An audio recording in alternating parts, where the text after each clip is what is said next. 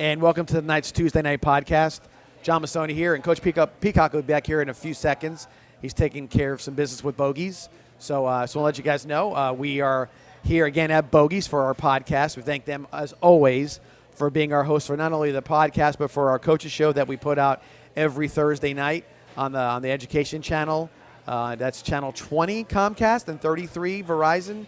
So again, really cool that they help us out. It's a really nice atmosphere. Restaurants starting to fill up these days, guys. So Bogies is no different. Everybody's sort of coming back little by little, and by October we'll be screaming over all the folks in the booth and whatnot. So really great to have you guys here with us at our podcast. Get started like we kind of were talking about in our coaches show earlier, the 12-11 victory for the Venice Indians on Friday night. Naples Golden Eagles came out and really did exactly what we said they were going to do last week, which was come out, run veer offense, which is a very sort of disciplined two-back offense where the ball is handed off quickly.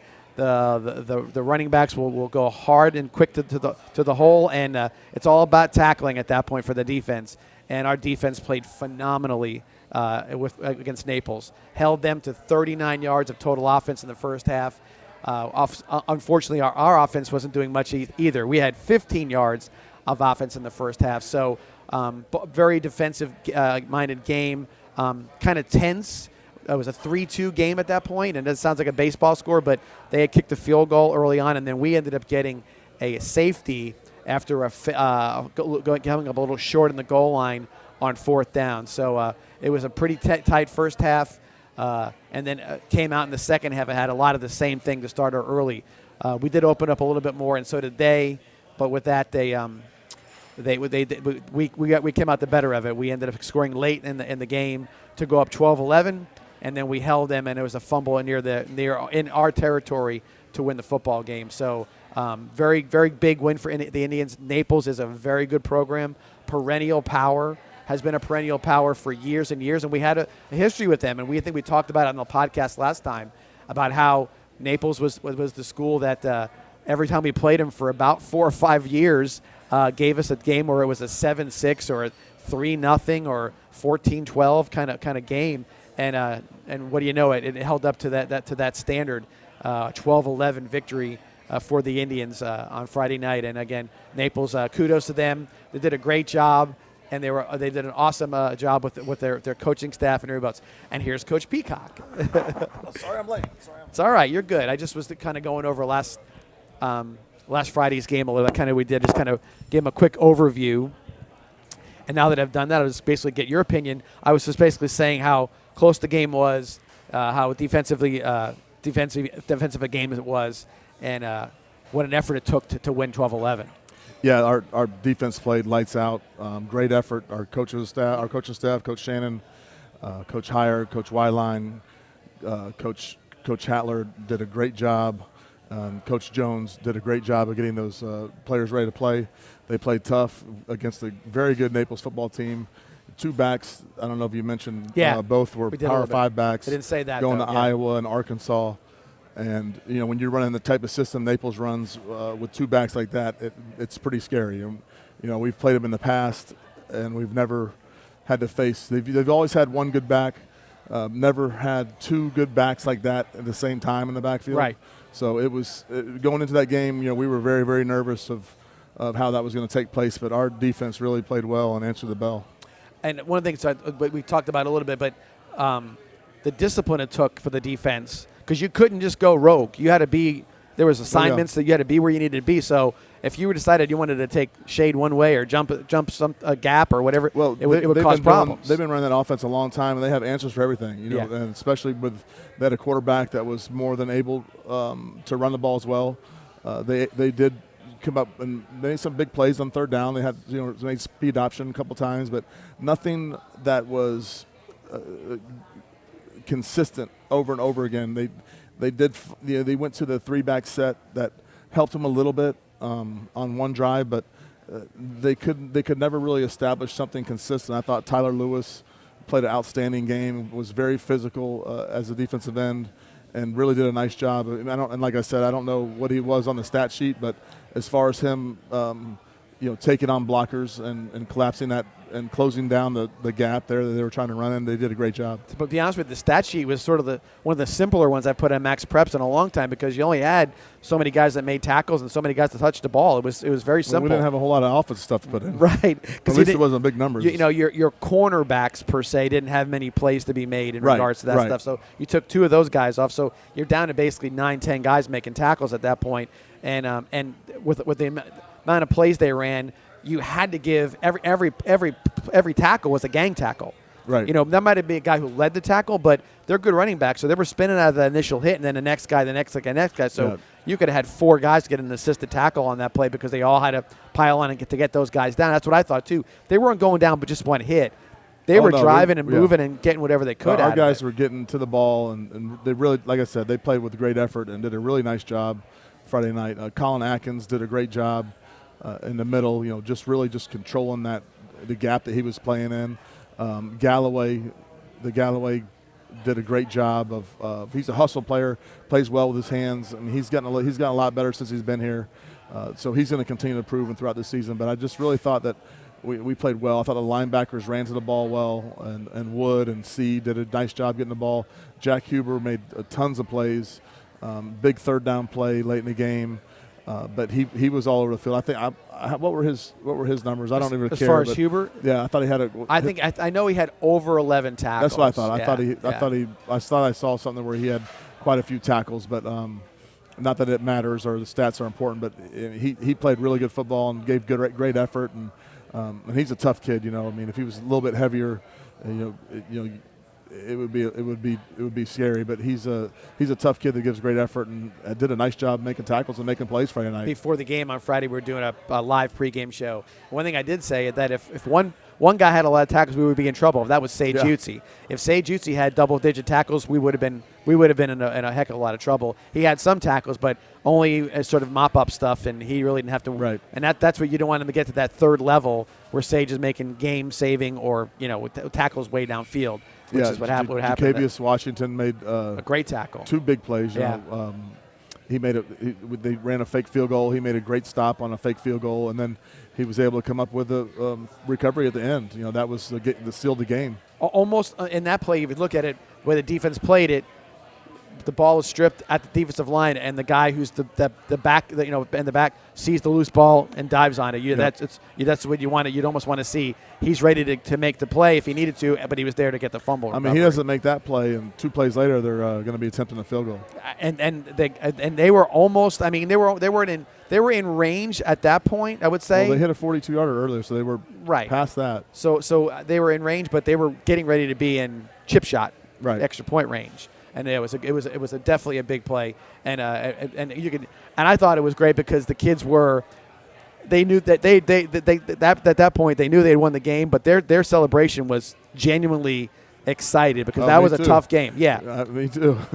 Yeah, I mean, win is a win, and we knew. I know that Naples is a very good football program. Right. They like we talked about earlier in the show. They're going to be competing for a title in 3S. For sure. So that thing can go any which way in 3S, and they're with those 2 backs and the way they run their system, they can beat anybody any night. First time to actually play it, we played IMG Kickoff Classic. We played obviously Miami Northwestern, a team that is in the state championship quite a bit, down from the Miami area. The Naples folks, as I spoke to them a little bit, I was interested to see their perspective because this whole metro versus suburban classification now. I guarantee you they're happy because they get knocked out every year. They were beyond happy. They said, "My gosh, we finally we feel like we have a chance." Because he says, "Well, we would do whatever we put together our schedule, and we will lose either to Miami Northwestern or Miami Central every year." Yeah, every year they run into one of those teams, or last year it was Northwestern, or it would be Central, or it would be some other Miami team, that they get knocked out from every single year. I mean, not every. Obviously, they've won 2. Sure, but it's been a while. And going back to what the sample size they used, which is like the last 11 years, they fall in that category. Like that they lose. I'd say the last 11 years, they probably have lost to one of those two or three teams. Yeah, every year. It's always someone, something different. Carroll City, but they're always falling short to a Miami team. and they don't have to face them this year. So Right. I'm gonna be curious of what happens. And I think for them too, we talked about how Venice is now circled on everybody's schedule as far as, hey, that's a target game. We want to win that game. It proves who we're at. We can measuring stick for us. But for them in particular, I think they're going to take away that game they played against us when they play in the first, second, third round of the playoff and say, remember that Venice game? This is the game. This is going to be your comparison, or potentially your Right. comparison to that. This is the game they're going to look back at, and they're going to say, this is what we can expect to see from a physical perspective, a speed perspective, a coaching perspective. Right. So they can use that as their benchmark in a lot of ways. But again, 12-11 was the final score on Friday night, and I know we said that there's never been a 12-11 score in pro football or something. Never like that? been a 12-11 score in pro football. So so we got that at least from that one. A lot of pro football games being played. Yeah, and no doubt. So. And again, thanks to the fans for coming out. We had another good crowd.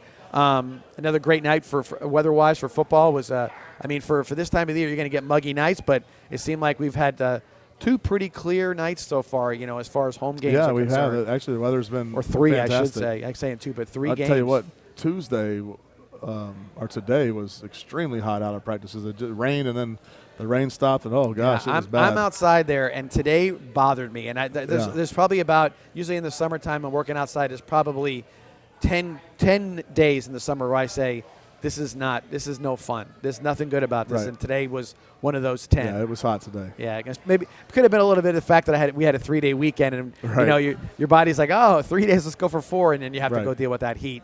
But again, talking about that, we're talking about the off week. We talked a little bit about on the coaches show. Kids get a day off on Labor Day just by chance, but you said other days off as well in the next 2 weeks. Yeah, so typically we give them, we try to get as much time off as possible without, losing anything as far as, mentally in our game. And we were able to give them off Monday, which was perfect because it's Labor Day and it just happens to be on our off week. So that worked out great. So I'm going to try to figure out how I can schedule that and plan that every year. And then we'll give them off Friday. Like we mentioned, we have a Riverview, Palmetto playing, which are two teams that are in our region, which are two teams that, we could possibly face in the playoffs. We are going to face both of those teams down the road. So it kind of our off week kind of worked out perfect. Like if you were going to draw up like what two teams you want to see, you probably want to see Riverview, you probably want to see Palmetto. And then, if you want to even say that with a little help from the folks at ESPN, having a Thursday night game would be the only time you really almost want to have that because you're coming off an off week. You play Thursday and you get a little extra time to prepare for your next opponent. I think and both of us do. St. Francis is off this week as well, so we're kind of in the same boat. Kind of works out good for probably both programs that they're playing on Thursday and having the off week off before that. Yeah, because that's the sort of this is the that leads you into the next 7 games or whatever it would be where you're running straight through, and that's going to be your gauntlet. That's going to be your run. You're going to play some very good, talented teams from around the state.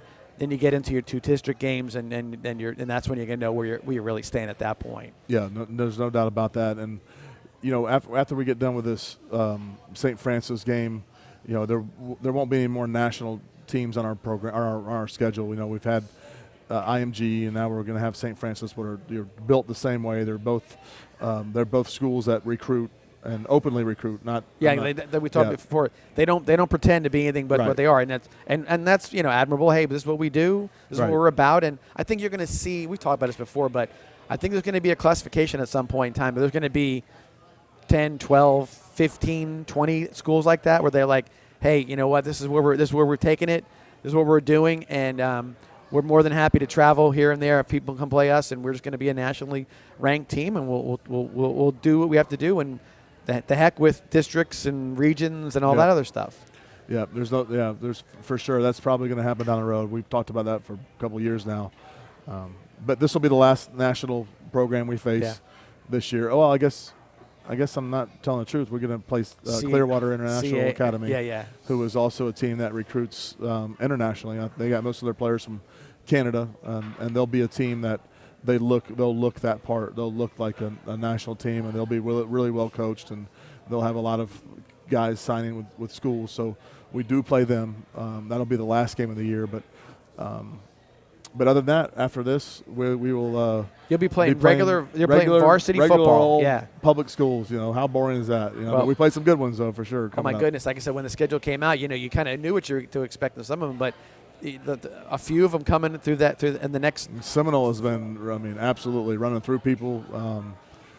So we're going to have our hands full after this as well. But we're going to, when we come out back into this, we're going to be ready and tested, and we're gonna be better because of it. That week of the Seminole game, we had a lot of people asking which Seminole, because there's 2 Seminoles, but This is the Sanford up in Orlando area Seminole, so that's the deal different. So the ones I think we've played in the past are more closer to the St. Pete area. Yeah, so a little different, but this is definitely going to be one that's a little bit further away, and we'll be the 2-time. They'll be the defending. We're the defending 8A champions. They're the year before that 8A champion. Before that, yeah. So 2000, they won it in 2020, and we won it in 2021. I'm sure that's how it'll be framed by the media, and that'll be how it was looked upon.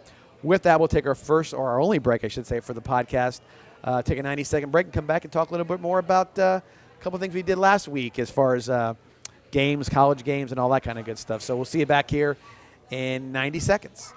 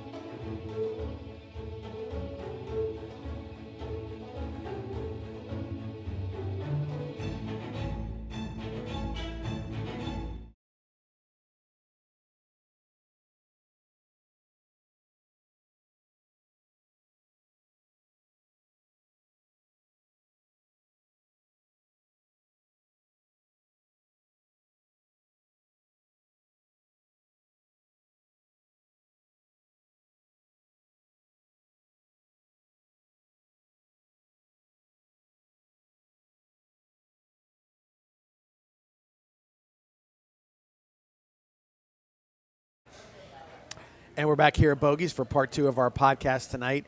And Spotlight, the sponsor Spotlight. Sponsor Spotlight is Absolute Aluminum. Who's been a big sponsor for us for a number of years now. Huge. They do so much for us. DJ there, the owner, really was probably the biggest piece of the puzzle to getting our football entrance and the arches on the Jumbotron. Yeah. And they always, they always step up. They're sponsors of the Coaches Show, and so blessed to have them in our corner. And they're, DJ's really involved in our community, and they do. And other than that, they also do great work as far as They do 100%. They do all kinds of things. I mean, it's not just pool screen. I think maybe it started out as pool screens, but now they're doing outdoor kitchens, pergolas, everything. I'm talking about things that they close when the rain starts, and it's a lot of really neat things they do. And go to their website. They got a good website that shows a lot of their handiwork, which is awesome. Really stuff. neat. Even our ticket booth, they did the overhang on the ticket booth, and the flaps close if it's raining or it opens. I mean, they really do some innovative things, and they're a lot more than just pool cages. Well, I work in mobile home parks, and I'm all about aluminum. And I always see the work that these guys do, and I don't even attempt at some of it, because now it isn't just carports and sheds anymore. Right, that's what I'm saying. Everything is so different, and it's so much more that's available to them. Because and honestly, if you think about it, how flexible in the sense of how much you can do with aluminum, and it's becoming now where it's the go-to for anything outdoors. You have to be the real deal company if your name's on our shirts. Yes. I mean, if your name's on our coaches' shirts, you are the real deal. You're doing your job. So once again, thank you to Absolute Aluminum, and their sponsorship is always appreciated for sure. Yes. With that, moving forward, Coach, I was kind of thinking, the other day I said, the people always talk about you see you on the field with the kids, practice, games, whatnot, but you're the CEO of the team, and that also means that you're in charge of the coaches. And in a lot of ways, your coaching staff, we give them a lot of credit and whatnot, but there's a lot of things that as the CEO, obviously you give them leeway to do their job, but you have to sort of keep everything sort of in moving forward. How do you find that as a head coach? As an equal a challenge to you as the kids, or is it just a whole different version of being in charge of them in particular? I don't know. I mean, things have really they're so much different from when I took over in 2007. As far as, I was just really worried about, like, we need to learn how to block and tackle and win some football games, and that was really the only thing I really worried about. And now, if you take a snapshot of back then and then you take a snapshot now of our program, we got so much stuff that's going on. You have a jumbotron, and people say, all right, you have a jumbotron, but you got to have a crew to run that. A big crew. We have a live stream, and it's no. If you haven't had a chance to watch the live stream, you wouldn't understand what I'm saying. But it's the real deal. Like it is a production, and there are multiple people that have to be involved and run that thing. Josh and Francis, they do an unbelievable job of setting everything up, and they have, they come up with ideas, as far as they want to make it. Their goal is to make it look like Monday Night Football. Well, we're turning them into football people because they watch football now because they can look at the graphics and all things. And they said, each week they said, what do you think about this? And I'm like, sounds great. So great. we put a stat line those are the type of people you want around you. You don't want people that are like, oh, let's just do a live stream. They're sitting there, they're watching, even, Francis today was watching a show, and they're like, oh, I want to build that in the new press box, for the live stream. Right. So just the innovative ideas and just trying to make everything better and moving forward is huge, But back to what I was saying, like we got, a website that needs to be taken care of. We're running a golf tournament, a fishing tournament now. It's just a lot to it. And even with that, you have obviously volunteers to help in different situations, but every one of those events, your coaching staff's involved, either participating, helping set up some things, whatever it may be. There's a lot going on that they're involved with. Yeah, I got some great coaches, and they all have something unique to them and a way to help other than the football part. Like Coach Wyline does a lot for me. He does, he helps with the website, and he helps, put together this, graphics on the schedule. He really does a lot. I put a lot on his plate because he's kind of good at that stuff. And everyone has their own way of pitching in as far as moving the program forward. And we're always trying to move the program forward, whether it be, when we first started over, like when we wanted to go get uniforms, we just go buy whatever uniforms we wanted. Right. Now we're getting, we're associated with somebody and we have a contract with somebody, a mutually beneficial contract. Sure. So that helps. I think that helps our program. I think our new, Nike, our new uniforms look really good. They're clean looking. Yeah, they are. They got that. So they stand out. Everybody said the same thing. Now we haven't seen our greens yet, but you look at everybody. The black has that sort of standout look to it, the black color. Right. But when we wore white at home, I got more like thumbs up about that look. Yeah. The way that looked, and now with that so everybody's like, wow, we don't see this very often or ever for that matter, and it really popped and looked good. Well, I'm hoping to hopefully we'll have our greens for next Thursday. They're scheduled to be delivered on Wednesday, but with that said, you have to wash them like 5 times before you can use them. So it'll be tight, but I'm sure we can get it done and get those kids in them.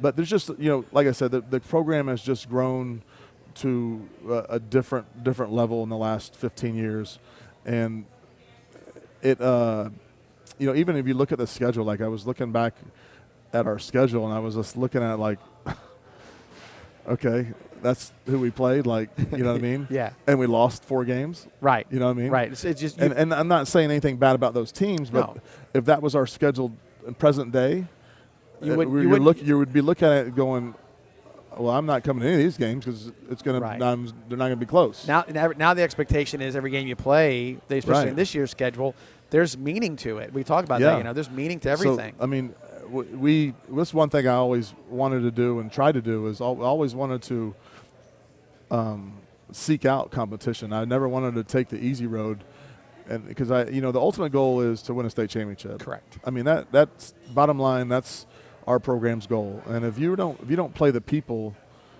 to get you there, what's going to happen is eventually you're going to run into somebody that has been playing those people and is used to that competition. And I'll say this: I thought last year's run through the playoffs was as successful as it was from a margin of the margin of victory, if you want to call it that, because of what we did during the regular season. Yeah, there's no doubt about it. Because we didn't have a close game. Yeah, right. You know, I mean, the closest game was against not Armwood. You didn't. It was our state championship game. We never looked at any game and said we haven't seen that speed, we haven't seen that size, we haven't seen that play, we haven't seen this whatever. So there was.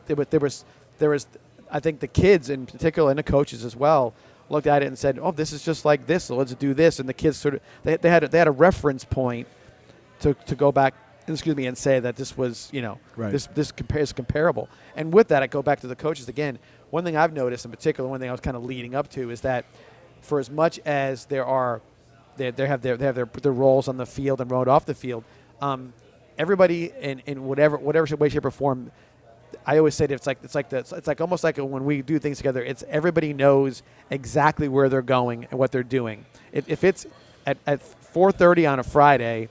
Nobody has to be told what their job is. Nobody has to be told where to go or where to be prepared or what to wear or whatever else it is. And I think that's I think when you see that there's no, you're not nobody's losing track of anything. I think the kids always seem very calm leading up to a game because that coaching staff knows where they're going and what they're doing. Yeah, when you have the same people in the same spot for years and years and years, it makes it so much easier. I'm very, very lucky. Because it's not like that everywhere. And it's not like that very many places where a staff has stayed together so long. Right. The core group. Even Bartlett, who's not coaching with us. I mean, he's still involved in our program. He's in the press box. Right. Doing what he's doing, and I think sometimes that's a forgotten commodity to have somebody who's got experience to be able to just give you a little tidbit here and there, or to help call plays or whatever it may be with Coach Mack with you. But even beyond that, even in that press box, he's an administrator. He's available to help do something. He's pregame stuff. He's there to help, and everybody knows that it's all in pitch in moment, kind of whatever it may need to be done. So that game is going to go off without a hitch. You're not worried about something, a speaker out or lights not working or whatever it may be.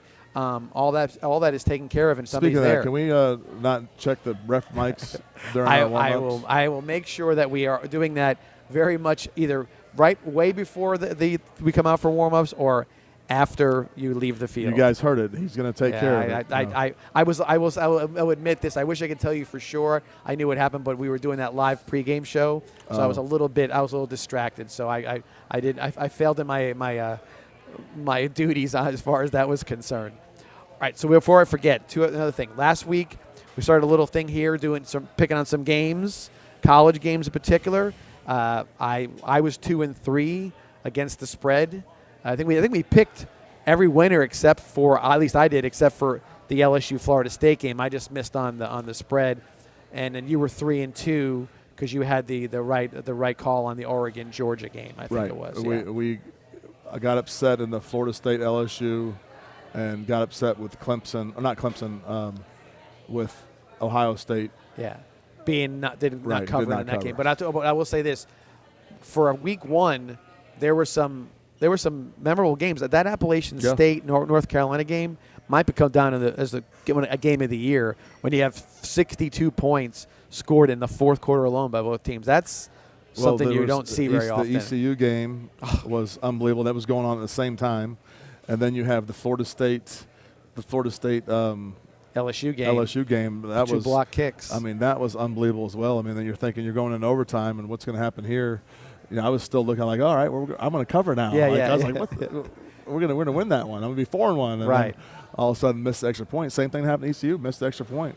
And it's funny because I remember last year, always telling our team, I want you to watch college football this week early in the year. Like, you're going to see that extra point is going to cost some teams. It's the first time they've been doing it live, because extra point field goal is not something you always do, do live, because there's a lot of people get hurt. Right. You can hurt your linemen. You know, someone get rolled up on, and it cost some people. I mean, it cost some people this weekend. Even Les Miles was talked about in that game. The one guy didn't make the play, put another guy in, and he didn't do the same. So some mechanism was not in place, and FSU took advantage of it. They said, "Hey, let's do it again." Les Miles.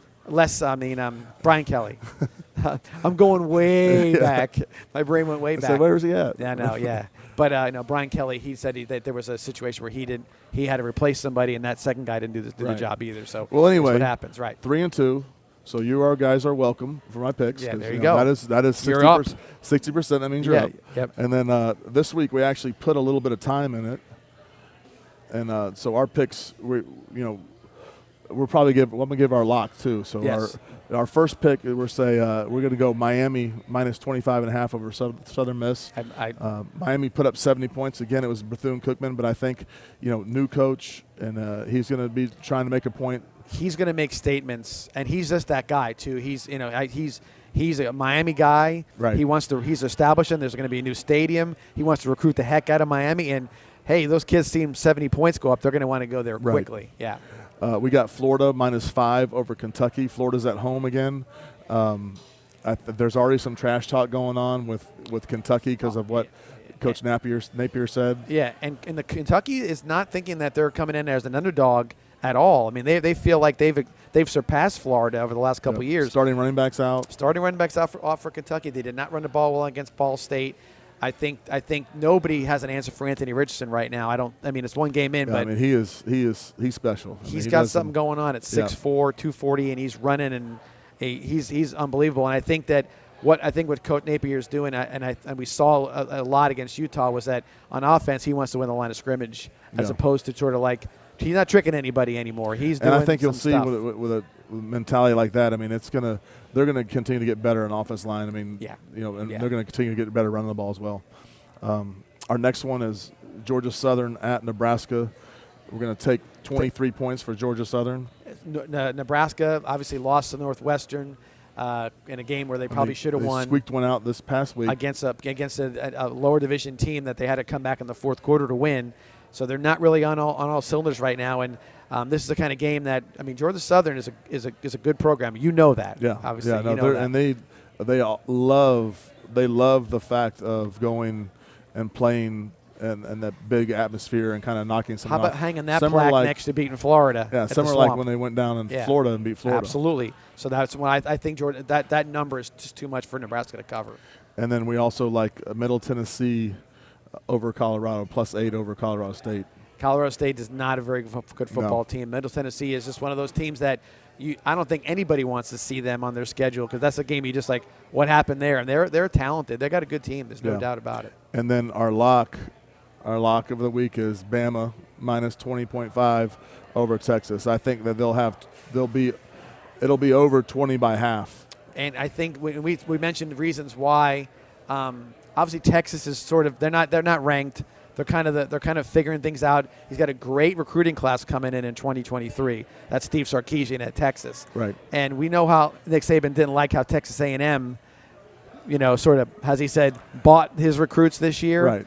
I think that if Texas A&M is doing Sarkisian is from it's Bama, one of his coaches. I think one thing they said to Saban is, well, how does it make you feel that they know you so well? And he says, what makes you think we don't know them? Right. You know what I mean? So. Well, remember, until Kirby Smart beat him, he had never lost to one of his assistants. Right. No, very, very or successful. Jimbo might have done it first, but I think Kirby did it. But even with that, it happened twice last year. Yeah. He doesn't want that to be the place, and especially with Texas moving into his conference in another year or so and having this great recruiting class, he doesn't want to be in that situation where. And I think it's one of those statement games where he might just say, guys, you're not ready to be here. Welcome to the SEC. You know, you're not here yet. I think he's you know, every coach say, no, I didn't want to do that. I don't want to pile it on. I think he would have no problem putting 50, 60 on Texas at their place, especially. So it's at Texas. It's at least I thought it was at Texas. It probably is. I'm not sure.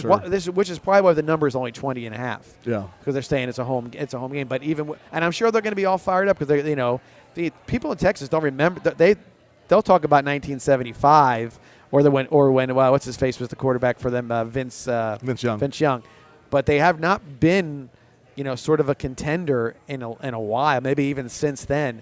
But the Texas fans aren't thinking that way. They're thinking we're Texas and we're good and we're going to do this. They just haven't seen that a motivated Alabama team, but even more motivated Nick Saban is a scary thought. Right, it's really a scary thought. So yeah, that is the lock. That's the lock. And those are the picks. So we're not where we can start charging yet. But if we do go 5-5, or if that makes us 8-2, we're charging. And the idea is that we're stepping into it last week. Now our brains are sort of we're in that mode. We're in week 2 ourselves. We shook the cobwebs off. Right. So now we have legitimate reasons behind our picks as opposed to being me a homer last week or whatever it may be. So we're legitimate with that. So we'll see how it turns out. And if it is successful, we'll see where we venture into after that. That's right. So anyway, again, week off this week, Coach. Again, I think everybody looks at it and says, this is a perfect time, like you said, Labor Day week, come in, and then we'll be talking about St. Francis next week. And I'm sure there'll be a lot to talk about. And I think it'll be – we're off next week. No live, no show next week. Okay. So, but anyways, but with that, don't forget, we want you at the stadium.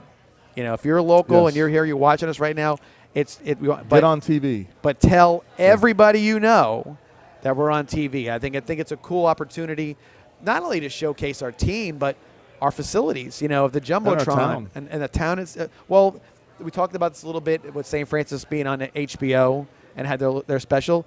Venice was a part of that special. Yeah, we're on HBO. Venice is on HBO, and it was kind of a cool deal. They actually our show was a part of that special. Yeah, it was. So it was, and they were talking about you were on HBO. Yes, I was. I was. Yes, but it was. It's cool that they showed the palm trees and they said how they said, these guys live.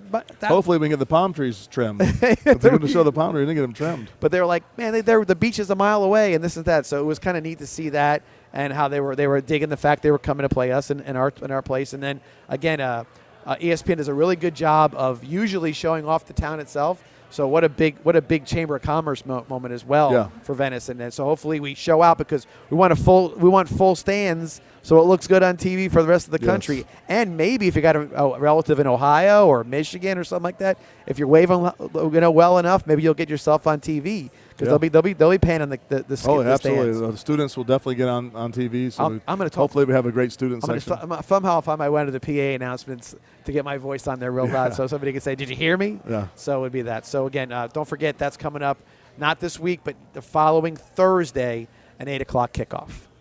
Well, Coach, with that, we'll put an end to our podcast tonight. Obviously, thank everybody for being here. Bogies once again, and our sponsor spotlight, which would be Aspel Aluminum. Yeah. So thank them as well.